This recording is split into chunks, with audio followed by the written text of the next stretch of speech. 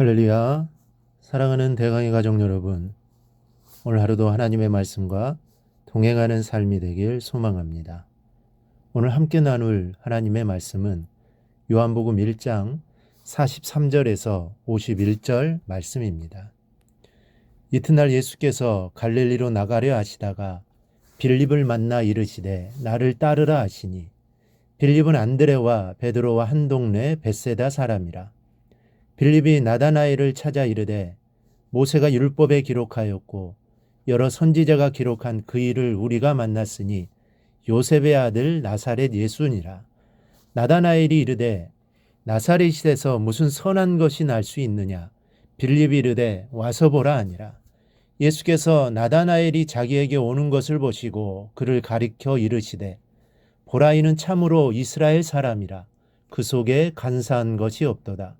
나다나엘이 이르되 어떻게 나를 아시나이까? 예수께서 대답하여 이르시되 빌립이 너를 부르기 전에 내가 무화과 나무 아래에 있을 때에 보았노라. 나다나엘이 대답하되 랍비여, 당신은 하나님의 아들이시오. 당신은 이스라엘의 임금이로소이다. 예수께서 대답하여 이르시되 내가 너를 무화과 나무 아래에서 보았다 함으로 믿느냐? 이보다 더 큰 일을 보리라. 또 이르시되 진실로 진실로 너희에게 이르노니 하늘이 열리고 하나님의 사자들이 인자 위에 오르락 내리락 하는 것을 보리라 하시니라. 아멘. 어제 새벽 말씀을 통해 안드레가 베드로를 찾아가 전도하는 장면을 살펴보았습니다. 오늘 본문도 보면 빌립이 나다나엘을 찾아가 전도하는 장면이 기록되어 있습니다. 먼저 이 나다나엘이라는 인물에 대해 잠깐 살펴보겠습니다. 그의 이름의 뜻은 하나님이 주셨다입니다. 그리고 바돌로메의 다른 이름입니다. 공관복음에는 나다나엘 대신에 이 바돌로메란 이름으로 나오는데, 이 본명은 나다나엘이고 바돌로메는 이 별명이었던 것 같습니다. 유대인의 이름 가운데 맨 앞에 나오는 이 벤이나 이 반은 누구누구의 아들을 뜻합니다. 이 바돌로메 역시 정식 이름이라기보다는 돌로메의 아들이란 뜻으로 이 그의 별명이었을 가능성이 많습니다. 이 빌립과 나다나엘은 절친한 친구 사이였던 것 같습니다.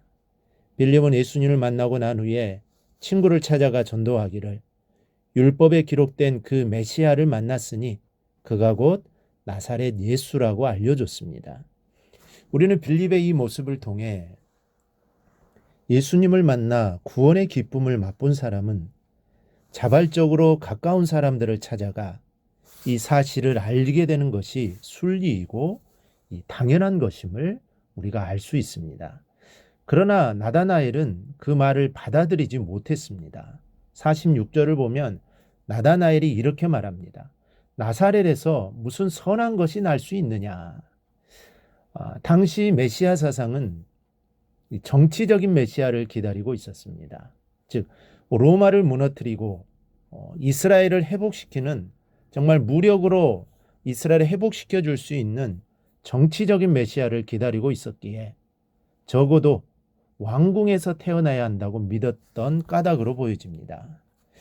그러나 갈릴리 나사렛은 정치적으로나 경제적으로 소외당했던 지방이었습니다.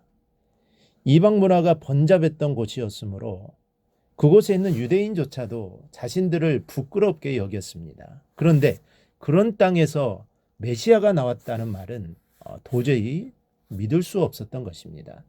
우리는 전도라는 것이 이 단숨에 이루어지는 것이 아님을 잘 압니다. 오늘 전도에 대한 빌립의 열정을 보십시오. 46절을 보니 의심하는 나다나엘을 향해 와서 보라 라고 말을 합니다. 즉 예수님이 누구인지 발견하려면 주님에게로 오지 않으면 안 됩니다. 주님을 만나 그 앞에 설 때에 사람들은 비로소 예수님이 구주이심을 발견하고 그 발 아래 엎드리게 되는 것입니다. 이 그리스도교에 대해 지독히도 적대적 입장을 취하던 바울도 다메섹 도상에서 예수님을 만나는 순간 그분 앞에 무릎을 꿇고 말았습니다. 그러므로 중요한 것은 오는 것이고 그리고 만나는 것입니다. 빌립의 전도가 강권하에 이끌어오는 열정으로 가득하다는 것을 알 수 있습니다. 이것은 전도자에게 필요한 요소입니다. 듣는 사람이 부정하더라도 강권하여야 합니다. 손을 내젓고 도리질을 하더라도 복음을 포기해서는 안 되는 것이 이 전도자의 기본입니다. 빌립이 이런 열정을 인해 나다나엘은 예수님을 한번 만나보기 위해 길을 나서게 됩니다. 나다나엘이 오는 것을 보신 예수님이 그를 칭찬하십니다. 47절을 보면 보라, 이는 참으로 이스라엘 사람이라 그 속에 간사한 것이 없도다. 이스라엘이란 이름은 야곱이 축복을 받은 후에 얻은 이름입니다.